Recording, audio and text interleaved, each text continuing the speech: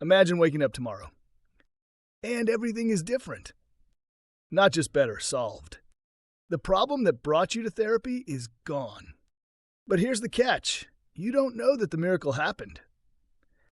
This is the miracle question. It's not a technique. It's a portal, a gateway from the world of limitation to the realm of possibility. In solution-focused therapy, the miracle question is used to help clients visualize the future they want in vivid, concrete detail.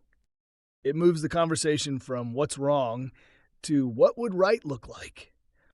From how did I get here to where do I go next? Here's how it sounds in practice. Suppose tonight while you're sleeping a miracle happens. The problem you've been struggling with is completely resolved. But since you were asleep, you don't know it happened. What would be the first signs when you wake up tomorrow that tell you things are different?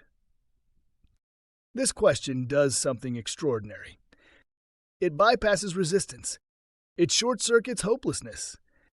And it activates the part of the brain wired for imagination, hope, and forward movement. When clients answer the miracle question, they begin to describe a world where their strengths are active.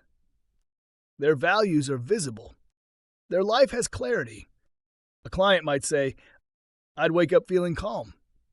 I'd eat breakfast with my kids without snapping. I'd walk into work and feel like I belong. These aren't fantasies. They're blueprints. Because once the client describes this preferred future, the therapist can ask, what would be one small step toward that tomorrow?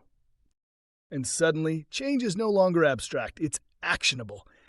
The miracle question also helps with goal setting. Instead of chasing vague outcomes like, I want to be happier, clients generate specific, observable changes. I'd answer the phone when my mom calls. I'd sleep through the night.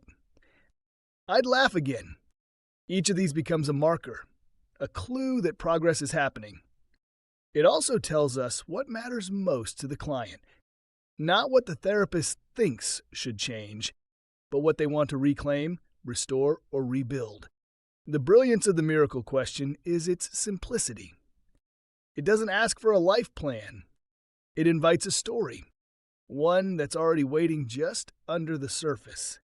In a world where many clients feel stuck replaying the past, this question unlocks the future. It says you can dream, you can design, and you can start walking toward that design today. So ask it. Ask it with presence. Ask it with patience. Because in those answers, you'll find the heartbeat of healing.